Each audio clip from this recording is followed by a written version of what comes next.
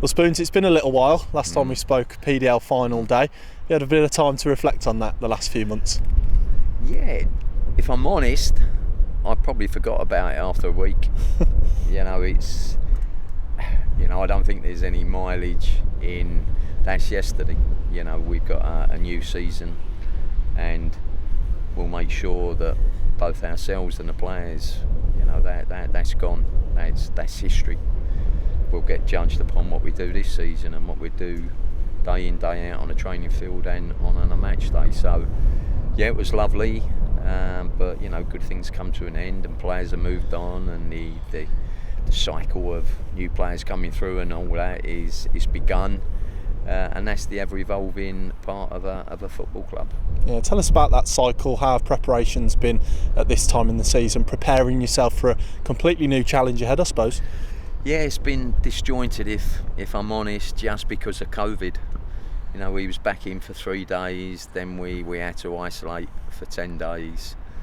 So a normal pre-season, you couldn't carry out the same way. We're a little bit down on games that we would have liked to have had. So we haven't been in as long as we would have liked to have had.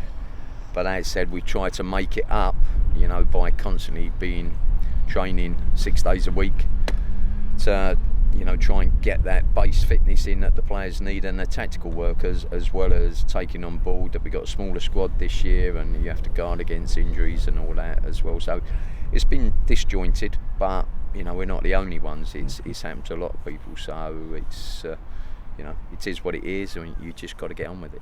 Change of division this season because of the club's academy status going to Cat A.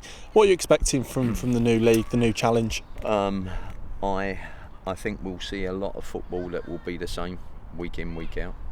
I don't think we'll get tested so much from the physical point of view, in terms of some clubs in 2 would play it forward early and get lots of bodies around, you get lots of crosses in the box and that.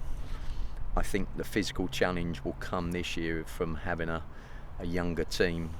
I think the little bits I've seen, them boys in that Cat A, they've got some bigger lads, quicker, more physical, in terms of dexterity and that. Not just on about, not really so much the challenges side. It's their ability to run at pace and that, and change direction and that. They're probably the big differences from Cat 2. I suppose in a sense that's a natural process though, isn't it, when it comes to the released and retained list, and then bringing those lads up through the 18s and into the 23s. It's an expected thing to have to deal with each year. Yeah, absolutely. Yeah, it is, but that is the ever-evolving cycle that you have to go through. It's like we're saying about the playoffs.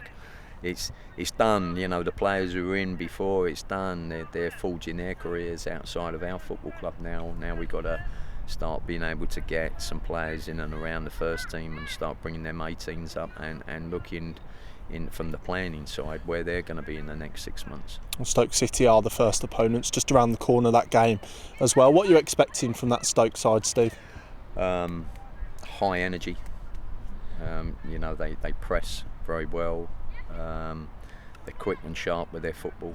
It'll be a real test for us, because as we were saying off camera there, they finished high in their division last year. So, it's not going to be an easy game. But again, that said, we don't know what ones will be with their first team, what ones they've let go and that from last year. So it's probably a little bit of an unknown quantity until you get at least probably into the winter time. You touched on it then as well, the pathway. Clear for all to see midweek against Colchester United. Great to see young Marcel Oakley score the winner, take Campbell, get his debut, Remy Alfie on the bench, and of course young Joe Bellingham. That must be exactly what you want to see in your position at the club. Yeah. Any coach that's involved in development, whether it be the 12s coach, he wants his players to get into the 14s and 14s to 16s and 16s to 18s and so on and so forth. So it is lovely, but it's lovely from our point of view, but it's for the players because they put so much work in, and they're getting near the top of the pyramid in terms of age and where they want to be. in terms of first team football. So, you know, they're reaching that, and they've made 1 or 2 appearances in that, but you know that's nothing. It's the consistency and being around it week in, week out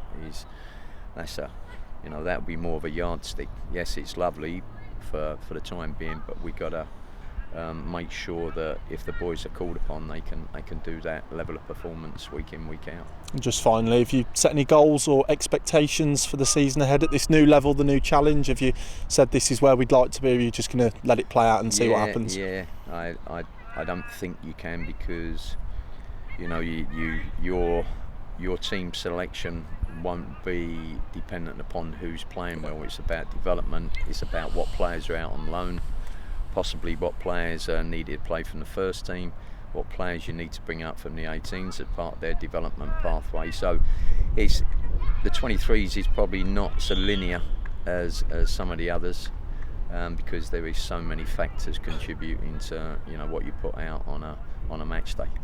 Cheers, Spoons. Great to catch up. Thanks very much. Cheers.